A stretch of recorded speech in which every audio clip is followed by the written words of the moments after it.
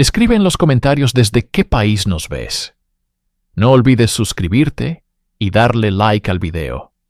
Hampstead, Londres, 1954. En la quietud de una noche suburbana, un vecino nota un extraño resplandor anaranjado en el jardín contiguo.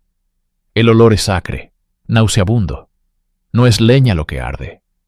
Sobre las llamas, una figura oscura y encorvada aviva el fuego que consume un bulto macabro. Es el cuerpo de una joven madre, Hela, y la figura que intenta borrar su existencia de la faz de la tierra no es un extraño, sino su propia suegra, Stilo Christophy. Esta es la historia de cómo los celos de una matriarca y las tradiciones de un viejo mundo desataron un infierno en el corazón de una familia. En los albores del siglo XX, en la remota y aislada península de Carpas, en el noreste de Chipre, el mundo era un tapiz de tierra agrietada por el sol, olivos centenarios y tradiciones tan antiguas como las piedras de sus casas. Aquí, en la aldea de Rizocarpaso, nació Stilo Pantopiou alrededor del año 1900. Su infancia no fue una de juegos y aprendizaje, sino una inmersión temprana en un ciclo de pobreza y trabajo incesante. La vida en Rizocarpaso estaba dictada por las estaciones, la cosecha y un estricto código social patriarcal. Para una niña como Stilo, el futuro estaba escrito antes de que pudiera leerlo, una habilidad que nunca adquiriría. Era analfabeta, como la mayoría de las mujeres de su tiempo y lugar. Su conocimiento del mundo filtrado a través del folclore, los susurros de la aldea y las supersticiones que gobernaban cada aspecto de la vida, desde el nacimiento hasta la muerte. El mal de ojo no era una metáfora, sino una amenaza tangible. Los espíritus y presagios eran tan reales como el pan que se horneaba en los hornos de barro. En este crisol de aislamiento y creencias arcaicas se forjó su psique. Su mundo era pequeño, confinado por las colinas áridas y las expectativas de su comunidad. Su valor como persona estaba intrínsecamente ligado a su capacidad para casarse, mantener un hogar y, sobre todo, dar a luz a un hijo varón. No había espacio para la ambición personal, la autoexpresión o la disidencia. La obediencia era la virtud suprema, la sumisión, la norma. Esta existencia austera y represiva sembró en ella las semillas de una profunda inseguridad y una necesidad desesperada de control sobre el único dominio que se le permitiría, su familia. Aferrada a las viejas costumbres, veía el mundo exterior, el que se encontraba más allá de su aldea, no con curiosidad, sino con miedo y desconfianza. Era un universo de reglas inmutables, donde el honor familiar lo era todo, y cualquier desviación podía traer la ruina. Esta fue la base sobre la que se construiría su vida. Una base de miedo, ignorancia y una devoción feroz a un código no escrito que décadas más tarde justificaría lo impensable. Para una joven en la Chipre rural de principios del siglo XX, el matrimonio no era la culminación de un romance, sino el comienzo de un deber. Para Stilo, este momento llegó pronto. Su unión con Stavros Christophy, un campesino de su misma aldea, fue una transacción, un acuerdo entre familias diseñado para consolidar lazos y asegurar la continuidad. El día de su boda, el velo que cubría su rostro simbolizaba más que la modestia.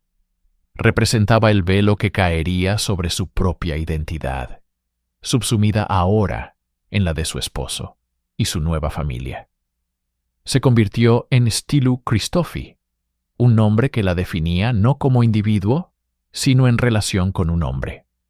Su nuevo hogar era probablemente pequeño, compartido con la familia de su esposo, un espacio donde la privacidad era un lujo inexistente y las tensiones domésticas fermentaban en silencio.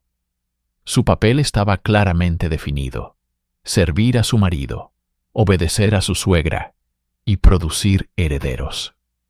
No tardó en cumplir con esta última y más crucial de sus obligaciones. El nacimiento de su hijo, Stavros, a quien todos llamarían Stavrinou, lo cambió todo. En un mundo que le había negado cualquier otra forma de poder o propósito, este pequeño ser se convirtió en el centro absoluto de su universo. El amor que sentía por él no era simplemente maternal, era posesivo, sofocante, una devoción que rozaba la idolatría. Stavrinou no era solo su hijo, era su creación, su validación como mujer, su único legado tangible en un mundo que de otro modo la ignoraría. Cada uno de sus logros era el de ella, cada una de sus necesidades, una orden sagrada. Este amor obsesivo se convirtió en el eje sobre el cual giraría su vida entera. Mientras Stavrinou crecía, la devoción de Stillou se intensificaba, transformándose en una vigilancia celosa. Él era su dominio, y ella lo protegería con una ferocidad primordial, sin saber que esta misma protección se convertiría en una jaula. El matrimonio arreglado había sido su sentencia a una vida de servicio, pero el nacimiento de su hijo le había otorgado un nuevo tipo de poder, uno que ejercería dentro de los confines de su hogar, con una autoridad inquebrantable y, eventualmente, letal. Corría el año 1925. La vida en el pequeño hogar de los Cristofi, en Rizocarpaso, era una olla a presión de obligaciones y personalidades enfrentadas. Stillou, ahora una joven madre de 25 años, ya no era la novia sumisa. Era la madre del único heredero, un estatus que, en su mente, le otorgaba una autoridad que chocaba directamente con la de la matriarca existente, su suegra. En el espacio confinado de su casa de piedra, 2 generaciones de mujeres luchaban por el control del dominio doméstico. Cada comida preparada, cada tarea realizada, se convertía en un campo de batalla silencioso. Para Stillou, la presencia de la madre de su esposo no era un apoyo, sino un juicio constante, un recordatorio de su posición subordinada. La tensión, alimentada por años de resentimiento y una lucha de poder no declarada, estaba a punto de estallar de la forma más violenta e inimaginable. Una noche, la tragedia golpeó el hogar. La suegra de Stillou fue encontrada muerta, su cuerpo horriblemente quemado. La versión oficial, la que se contó para explicar el horror, fue la de un accidente espantoso. Se dijo que las ropas de la anciana se habían incendiado mientras cocinaba. Una desgracia lamentable pero plausible en una época de fuegos abiertos y telas inflamables. Pero los susurros en la aldea contaban una historia diferente, una historia más oscura. Hablaban de gritos ahogados y de una crueldad que desafiaba la comprensión. La verdad, oculta bajo el velo del accidente, era monstruosa. Stillou, en un acto de furia primitiva, había atacado a su suegra. La confrontación finalizó con Stillou empujando una antorcha encendida, un trozo de madera en llamas utilizado para la iluminación, por la garganta de la anciana, quemándola desde dentro hacia afuera. Luego, prendió fuego a su ropa para disfrazar el asesinato como un accidente de cocina. Era un acto de una brutalidad visceral, un reflejo de la rabia cruda y sin filtro que había estado gestándose en su interior.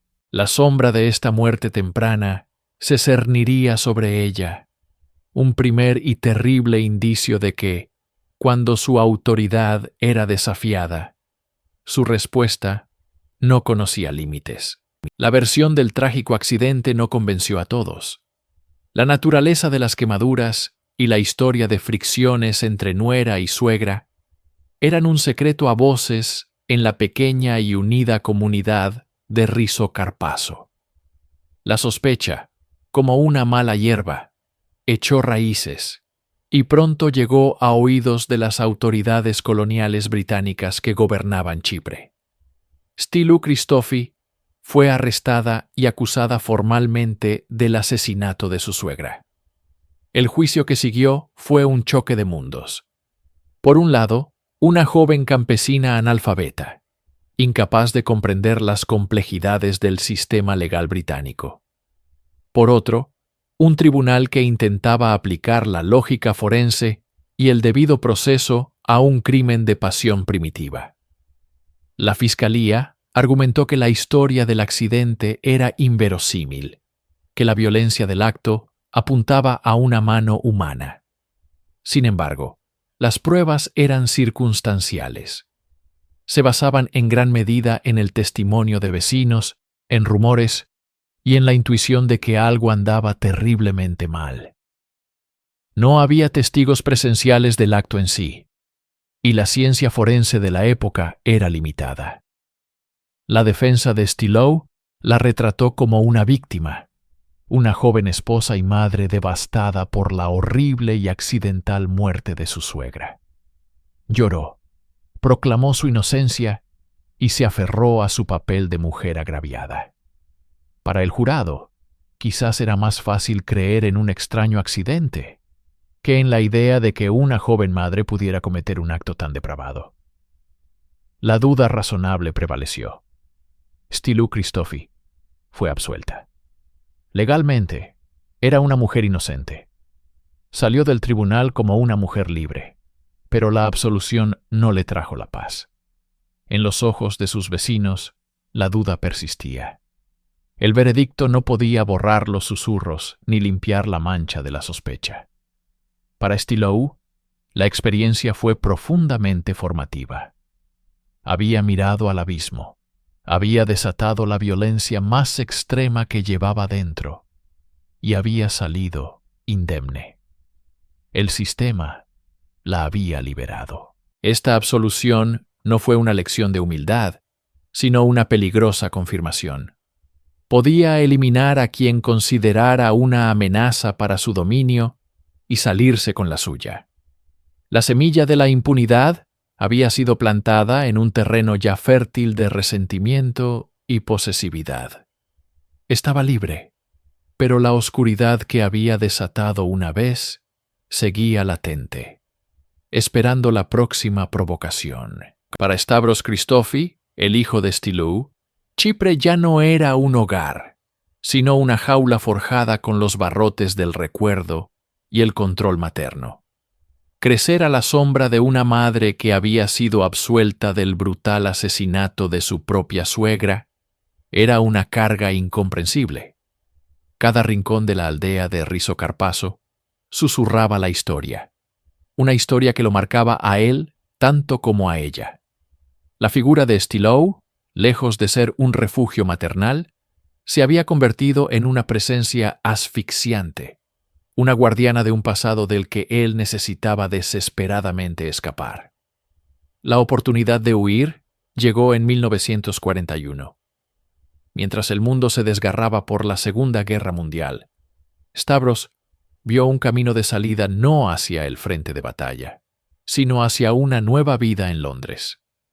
La ciudad, aunque bombardeada y herida, representaba la antítesis de su existencia: anonimato, oportunidad y, sobre todo, distancia. Dejó atrás el sol opresivo del Mediterráneo por la niebla y la promesa de la metrópoli. En Londres, Stavros encontró trabajo como camarero en el prestigioso Café de París, un hervidero de vida nocturna y glamour, incluso en tiempos de guerra. Por primera vez, respiraba un aire que no estaba viciado por el juicio de sus vecinos o la mirada penetrante de su madre. Se reinventó a sí mismo, no como el hijo de la acusada, sino simplemente como Stavros, un joven chipriota trabajador que buscaba forjarse un futuro. Se esforzó, ahorró y lentamente construyó los cimientos de una independencia que siempre se le había negado. Pero la distancia física no siempre equivale a la libertad emocional.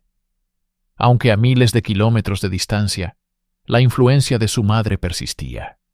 Una sombra larga que se proyectaba a través de sus cartas y sus expectativas.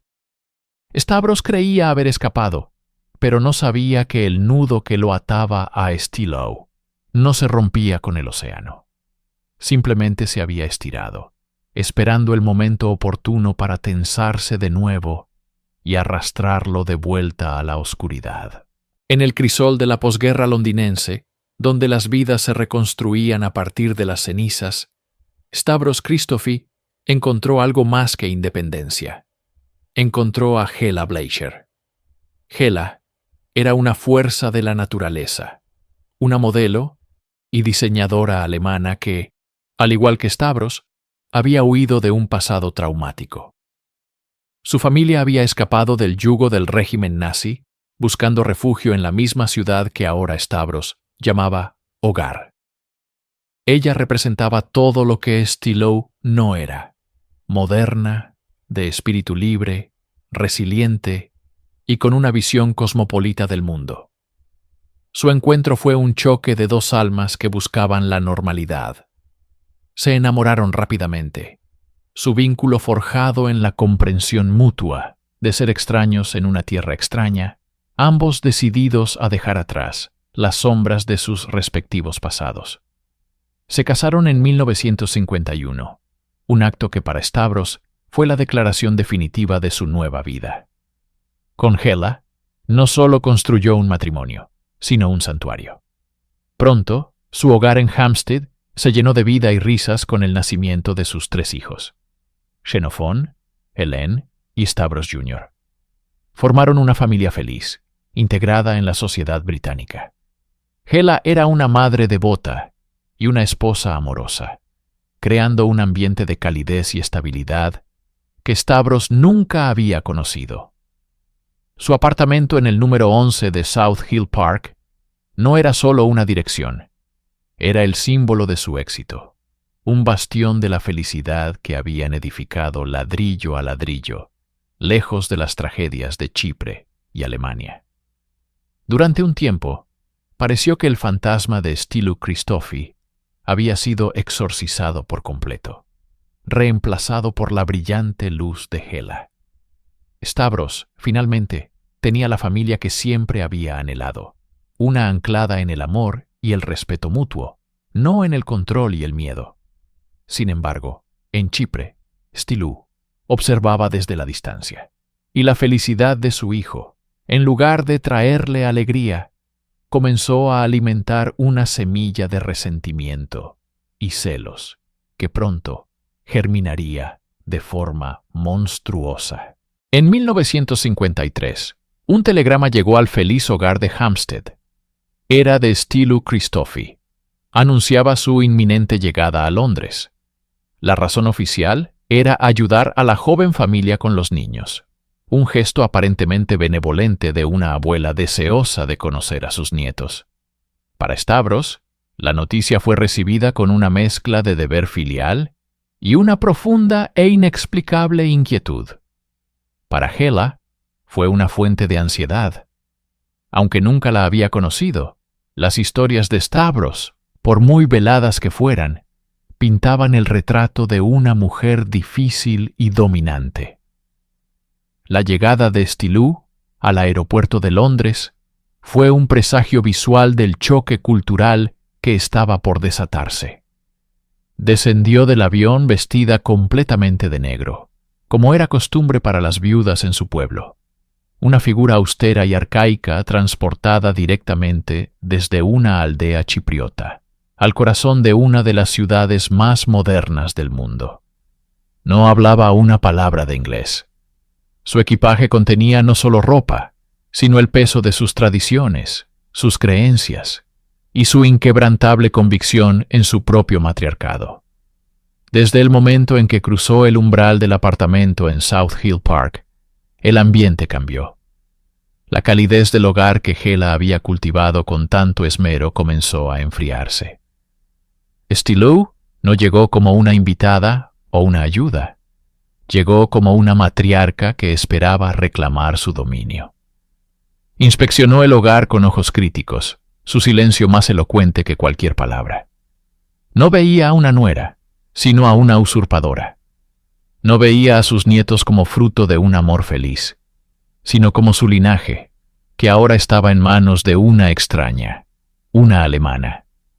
La promesa de una visita de ayuda se disolvió rápidamente, revelando su verdadera naturaleza: una invasión. Stilou no había venido a unirse a la familia de su hijo.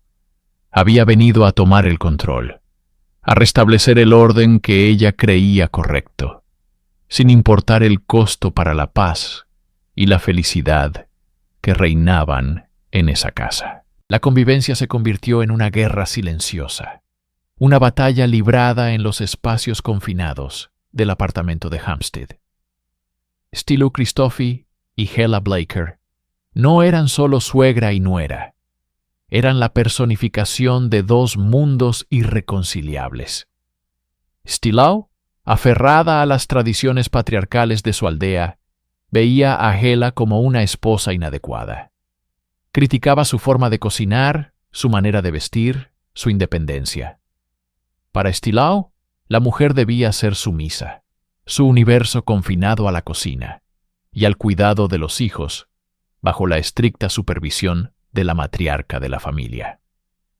Hela, una mujer moderna y educada de la Europa de posguerra, se encontró atrapada en una pesadilla doméstica. Su autoridad como madre y esposa era sistemáticamente socavada.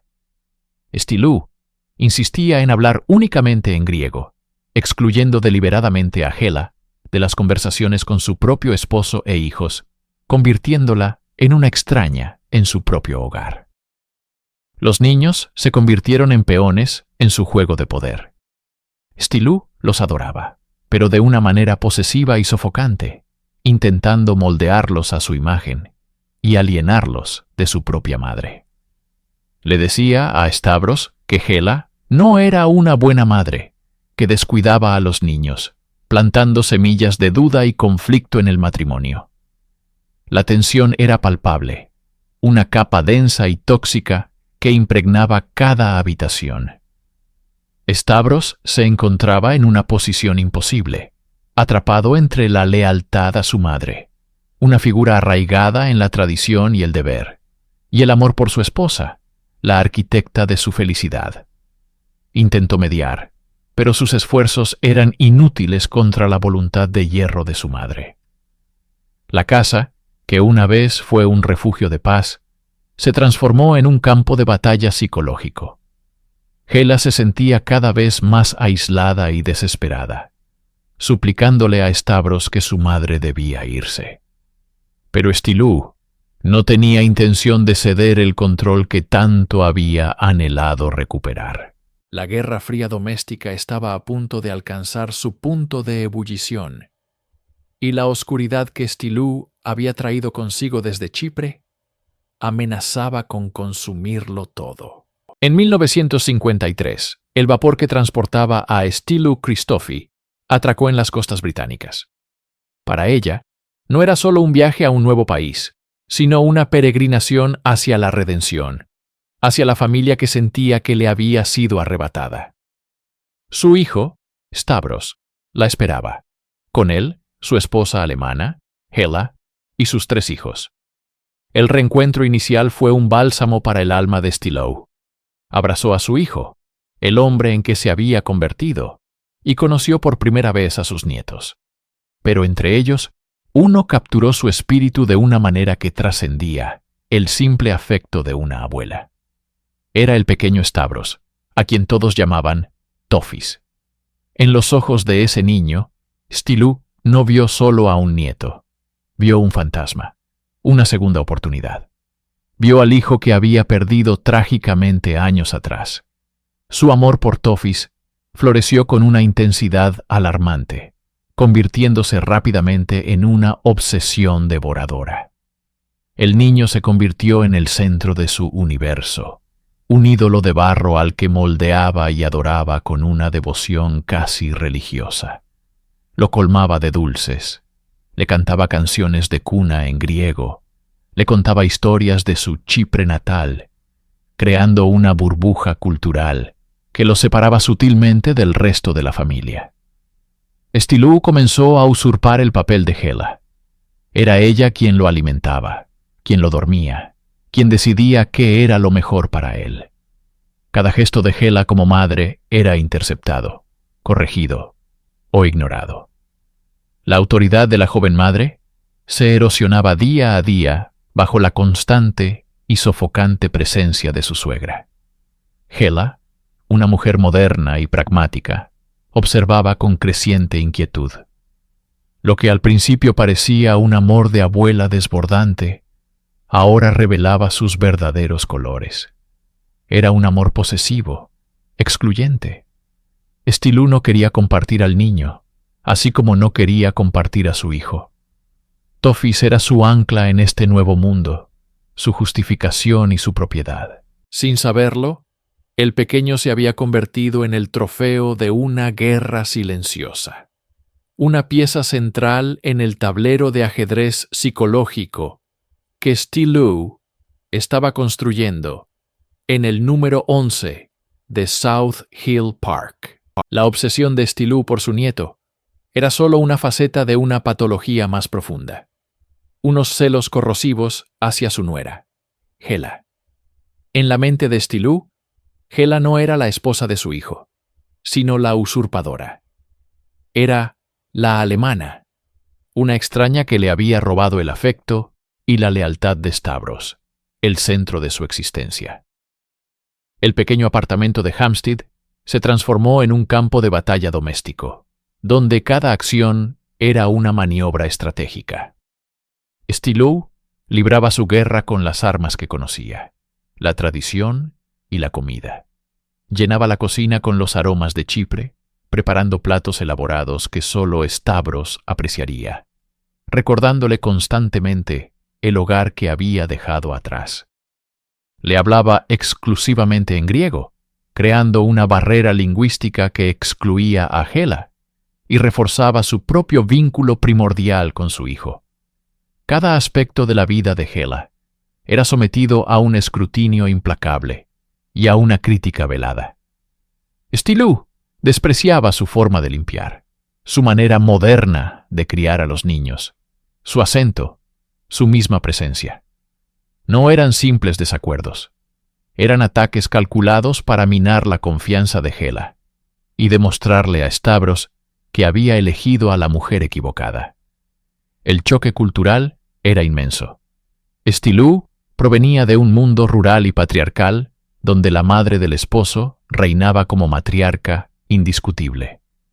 Hela, en cambio, era una mujer europea de la posguerra, independiente, y que esperaba ser la dueña de su propio hogar.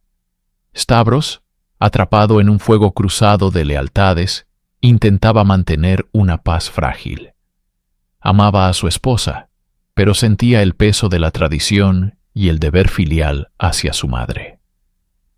Sus intentos de mediación eran inútiles, pues no lograba comprender que su madre no buscaba la armonía, sino la victoria total. La tensión se espesaba como el humo en una habitación sin ventanas. Las cenas se convertían en silencios incómodos. Las miradas se cargaban de resentimiento. Para Stilou, Hela había dejado de ser una simple rival.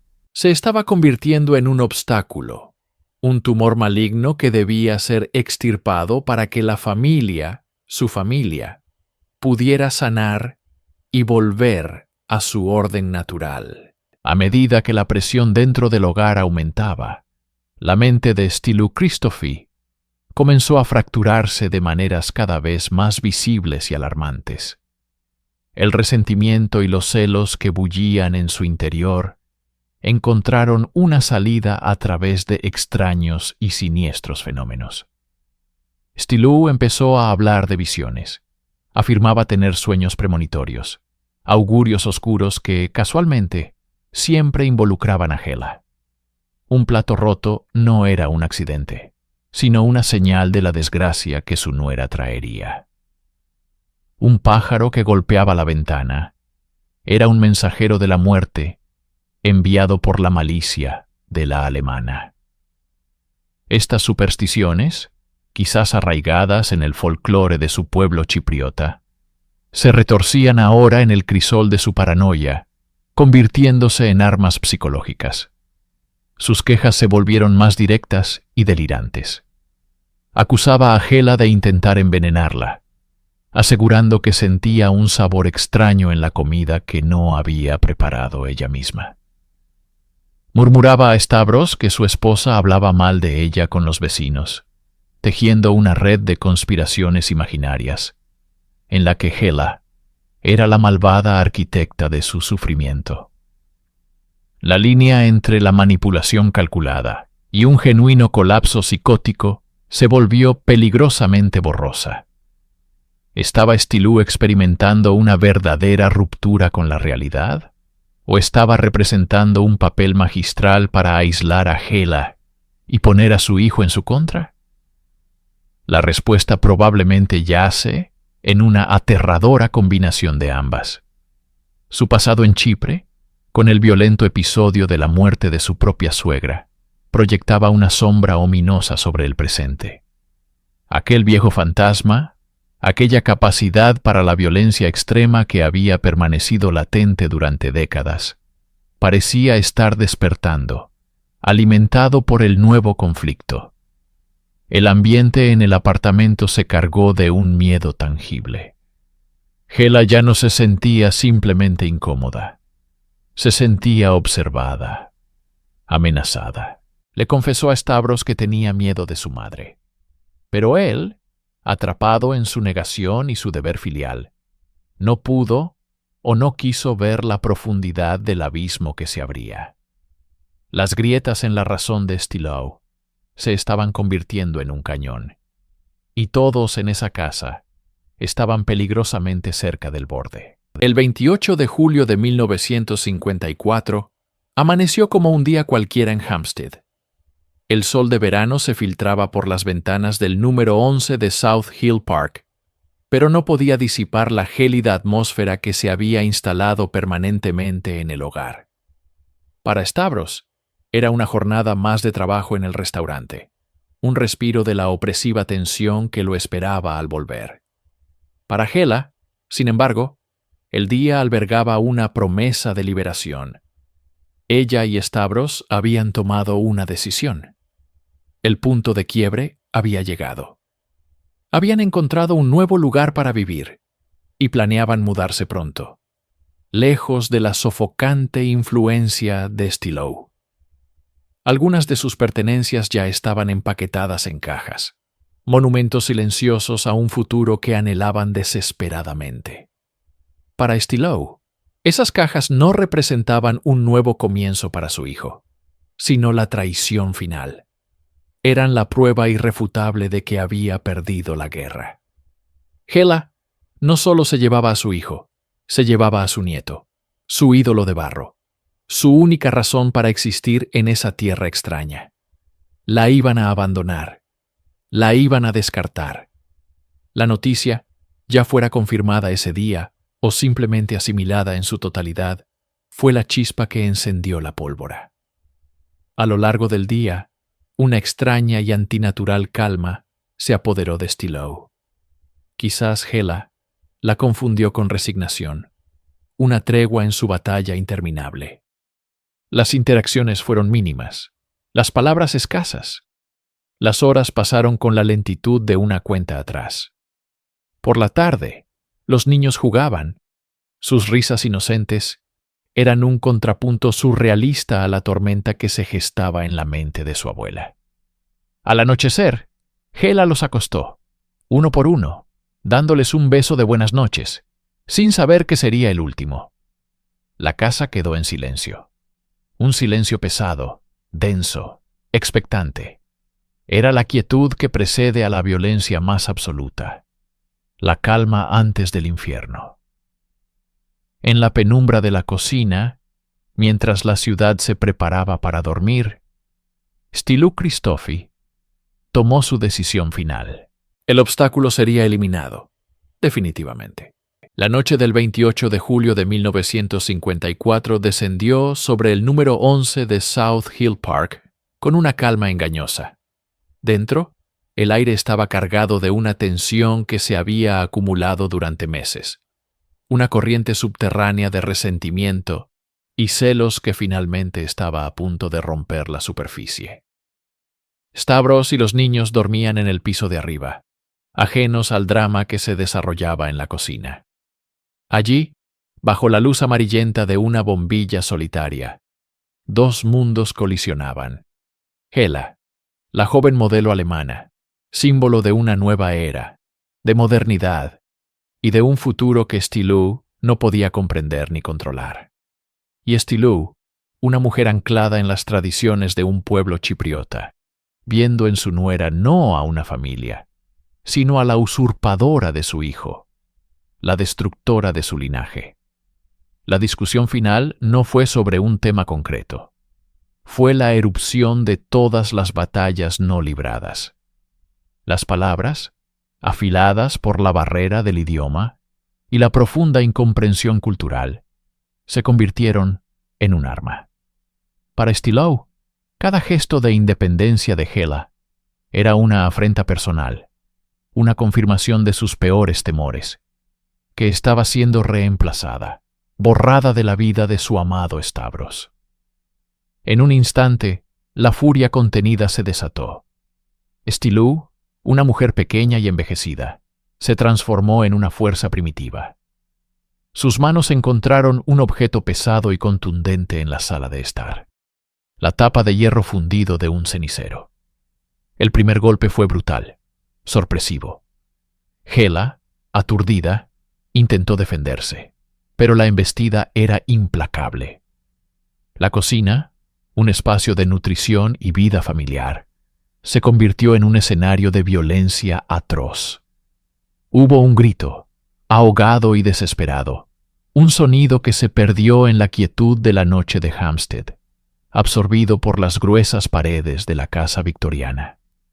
Fue el último sonido que Hela emitiría. Mientras su nuera yacía inmóvil en el suelo, Stilou no sintió remordimiento, sino una extraña y terrible calma. El obstáculo había sido eliminado. Ahora solo quedaba el silencio y la abrumadora tarea de borrar toda evidencia de su existencia. Con Hela sin vida en el suelo de la cocina, la mente de Stilou Christofi entró en una fase diferente, una de pragmatismo macabro. El pánico aún no se había apoderado de ella. En su lugar, había una determinación fría, la misma que la había llevado a cometer su primer asesinato décadas atrás en Chipre. El problema no era el acto en sí, sino sus consecuencias. El cuerpo era la prueba, el nexo tangible con su crimen, y debía desaparecer. La oscuridad del pequeño jardín trasero se convirtió en su cómplice. Con una fuerza que desmentía su edad y su estatura, Stilou arrastró el cuerpo de Hela a través de la puerta trasera, dejando un rastro oscuro sobre las baldosas. Afuera, el aire fresco de la noche contrastaba con el calor sofocante del acto que acababa de cometer. El jardín, un pequeño oasis de césped y flores en el corazón de un barrio respetable, estaba a punto de ser profanado. Su plan era primitivo, nacido de una mentalidad rural donde el fuego es el purificador definitivo. Reunió trozos de madera, periódicos viejos y cualquier material inflamable que pudo encontrar. Luego, del cobertizo, recuperó una lata de parafina, el catalizador de su impío ritual. Roció el líquido sobre el cuerpo de Hela y los materiales combustibles, el olor químico impregnando el aire nocturno. Con manos temblorosas, encendió una cerilla. Una llamarada anaranjada rasgó la oscuridad, proyectando sombras danzantes y monstruosas sobre la pared trasera de la casa. Stilou observó, esperando que las llamas consumieran su secreto, que redujeran a cenizas el cuerpo de su nuera. y con él su pecado. Pero la realidad era más obstinada que sus deseos. El fuego no rugía como ella esperaba.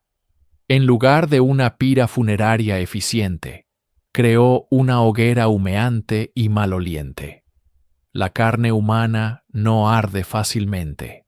Un humo denso y acre comenzó a elevarse, llevando consigo un olor nauseabundo, inconfundible y profundamente perturbador.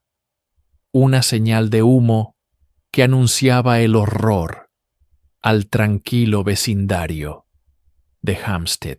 Al lado, en el número 13 de South Hill Park, la familia Young se preparaba para dormir. John Young, un aviador de la RAF, y su esposa estaban acostumbrados a la tranquila normalidad de su vecindario. Pero esa noche, algo rompió la paz. Primero fue el olor, un hedor espantoso que se coló por las ventanas abiertas. Una mezcla de queroseno y algo más. Algo orgánico y quemado que revolvía el estómago. Luego, a través de la ventana de su dormitorio, vieron un resplandor anómalo proveniente del jardín de sus vecinos, los Christophy. La curiosidad inicial se transformó rápidamente en una profunda inquietud. Un fuego en el jardín a esa hora de la noche era extraño, pero el olor lo hacía siniestro. John Young decidió que no podía ignorarlo. Salió a su propio jardín, el olor ahora abrumador, y se acercó a la valla de madera que separaba las dos propiedades. Lo que vio al asomarse por encima de la cerca congelaría la sangre de cualquiera. No era una hoguera de hojas o basura. En medio de las llamas débiles y el humo espeso, yacía una figura inequívocamente humana. Era una visión de pesadilla, una escena sacada del infierno y plantada en un jardín suburbano de Londres. Podía distinguir los restos de un maniquí desastre que Hela usaba para su trabajo de costura, ardiendo junto al cuerpo.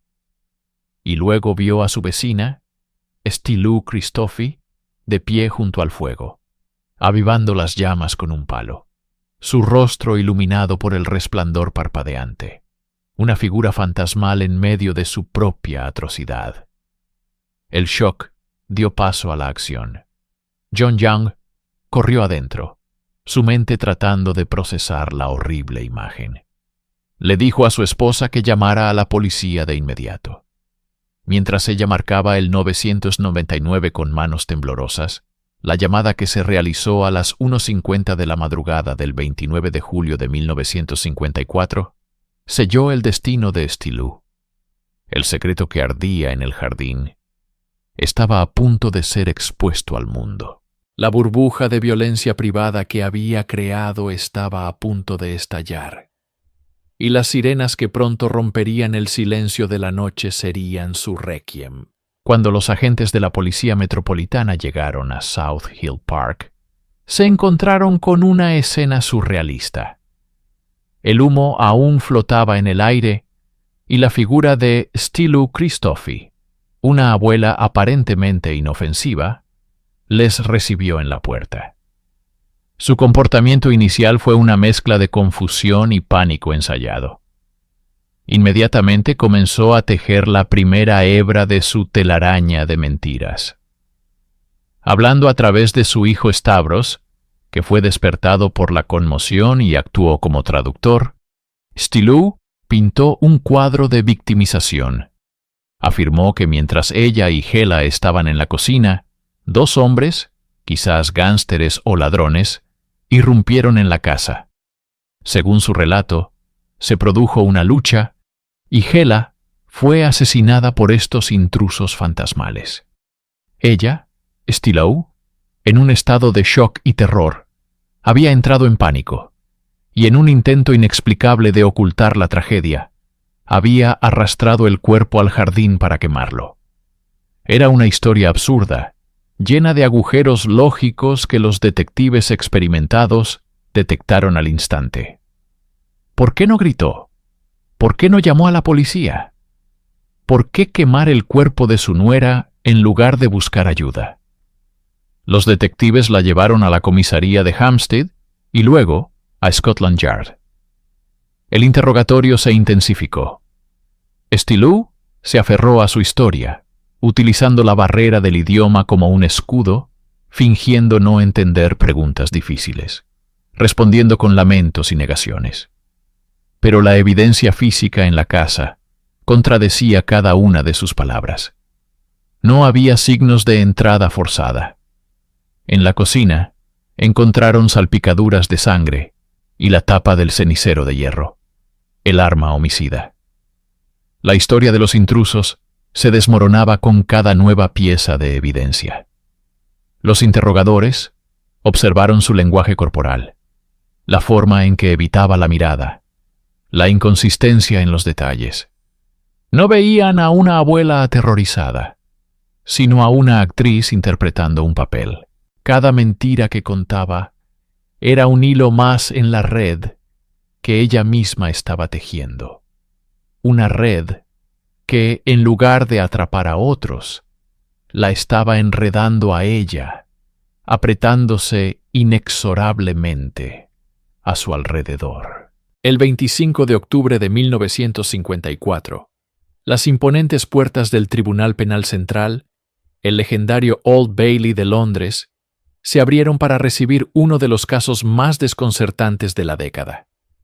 En el banquillo de los acusados, una figura pequeña y vestida de negro, Stillou Christophe, se enfrentaba a la justicia británica, un sistema que le era tan ajeno como el idioma que zumbaba a su alrededor. A su lado, un intérprete se convirtió en su única conexión con un mundo que decidiría su destino. La acusación, liderada por el fiscal Christmas Humphreys, un abogado formidable y experimentado, no tenía dudas. Presentó a Stillou como una mujer consumida por unos celos patológicos y un deseo de control absoluto sobre su hijo, Stavros. Para la fiscalía, el asesinato de Hela no fue un acto impulsivo de una mente trastornada, sino la culminación de un plan frío y metódico. Argumentaron que la envidia hacia la joven y bella nuera, que representaba una vida moderna y libre que Stillou nunca tuvo, se había enconado hasta convertirse en un odio asesino. Cada acción posterior al crimen, el intento de incinerar el cuerpo, la historia inventada sobre gángsters, fue presentada como prueba irrefutable de su cordura y culpabilidad. Sabía que lo que había hecho estaba mal, y trató desesperadamente de ocultarlo. La defensa, por otro lado, se enfrentaba a una tarea monumental. Su estrategia no se basaba en la inocencia, pues los hechos eran innegables, sino en la salud mental de Stillou.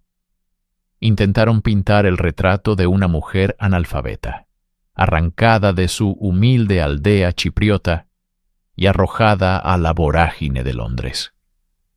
Argumentaron que su mente, forjada en un mundo de supersticiones y tradiciones arcaicas, simplemente se había quebrado bajo la presión. La describieron como una mujer atormentada por visiones y delirios, incapaz de distinguir la realidad de sus pesadillas.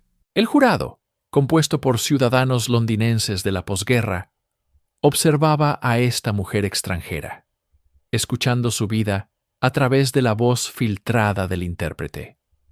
Se enfrentaban a una pregunta fundamental que trascendía los tecnicismos legales. ¿Estaban juzgando a un monstruo calculador o a una víctima de sus propias y trágicas circunstancias? El escenario estaba listo para una batalla legal que exploraría los rincones más oscuros de la mente humana, donde la línea entre la locura y la maldad pura se volvía peligrosamente borrosa. La defensa de Stillou Christophe se encontraba en una encrucijada legal casi insuperable. En 1954, el concepto de responsabilidad disminuida aún no existía en la ley inglesa. No sería introducido hasta el Acta de Homicidio de 1957. Por lo tanto, el equipo legal de Stillou no podía argumentar que su estado mental, aunque anormal, había mermado su juicio. Su única opción era una defensa por demencia, bajo las estrictas y anticuadas reglas de Mnachten del siglo XIX. Estas reglas exigían probar que, en el momento de cometer el acto, el acusado padecía un defecto de la razón, derivado de una enfermedad mental, que le impedía conocer la naturaleza y calidad del acto que estaba realizando. O si lo conocía, no sabía que era incorrecto. Era un listón extraordinariamente alto. El psiquiatra de la defensa testificó que Stielow sufría de esquizofrenia y que, en su mente delirante, creía que Hela era una influencia maligna que debía ser eliminada para proteger a su familia. Sin embargo, la fiscalía desmanteló metódicamente este argumento. Christmas Humphreys interrogó al psiquiatra, forzándolo a admitir que Stielow había tomado medidas para ocultar su crimen. ¿Por qué intentar quemar el cuerpo? ¿Por qué inventar una historia para los vecinos? Estas acciones, argumentó la fiscalía con una lógica implacable, demostraban que ella sabía perfectamente que lo que había hecho estaba mal y temía las consecuencias. El jurado, compuesto por 10 hombres y 2 mujeres, escuchó los testimonios durante 3 días. Vieron a una mujer que no hablaba su idioma, cuyas costumbres y trasfondo cultural eran un abismo insondable. Escucharon sobre celos domésticos, sobre una tensión familiar que había escalado hasta una violencia inimaginable. La deliberación fue sorprendentemente breve. Después de poco más de 1 hora, el jurado regresó a la sala del tribunal. El silencio era denso, pesado. Stielow, a través de su intérprete, escuchó la pregunta del secretario judicial. El presidente del jurado se puso en pie y pronunció la única palabra que importaba: culpable. Para el sistema legal británico, Stielow Christoffel no estaba loca, era una asesina. Con el veredicto emitido, el juez, el señor juez Devlin, se colocó el birrete negro sobre la peluca, una formalidad sombría que solo tenía un significado. La sentencia era obligatoria, automática e ineludible. Stielow Christoffel sería llevada a un lugar de ejecución y ahorcada por el cuello hasta morir. Tras la sentencia, Stielow fue trasladada a la prisión de Holloway, la principal cárcel de mujeres de Londres, para esperar su ejecución en la sección conocida como el Corredor de la Muerte. Su mundo, que ya se había encogido drásticamente desde su llegada a Inglaterra, se redujo a las 4 paredes de una celda de condenada. La soledad era su compañera constante, una soledad agravada por la barrera del idioma. Aunque se le asignaron guardias que permanecían con ella las 24 horas del día para prevenir cualquier intento de suicidio, la comunicación era mínima y se limitaba a gestos y frases básicas. En esos últimos días, Stielow se aferró a su fe ortodoxa griega, encontrando consuelo en las visitas de un sacerdote. Pasaba gran parte de su tiempo rezando, con un rosario entre los dedos. Según los informes de los guardias, se mostraba mayormente tranquila, casi resignada, aunque tenía momentos de profunda angustia y llanto. Comprendía plenamente la finalidad de su destino. Es una pregunta que perdura. Para una mujer de su origen, la idea de una ejecución estatal, llevada a cabo con precisión burocrática, podría haber sido un concepto casi abstracto. Mientras tanto, fuera de los muros de la prisión, su caso generó un debate limitado pero significativo. Se presentaron peticiones de clemencia al ministro del Interior, argumentando su estado mental y su origen cultural como factores atenuantes. Sin embargo, en una época en que la pena capital era la ley del país, y con la prensa habiéndola etiquetado como la suegra asesina, la simpatía pública era escasa. La decisión de conmutar la pena fue denegada. El golpe más devastador llegó con la última visita de su hijo, Stavros. Fue un encuentro desgarrador, una colisión de dolor, amor, traición y pérdida incomprensible. Él era ahora un hombre que lo había perdido todo. Su esposa había sido brutalmente asesinada por su propia madre. Y esa madre estaba a punto de ser ejecutada por el Estado. Las palabras que se intercambiaron en esa sala de visitas de la prisión se han perdido en la historia, pero la agonía de ese momento es palpable. El 14 de diciembre se le sirvió su última comida. El verdugo, el famoso Albert Pierrepoint, llegó a Holloway para hacer los preparativos.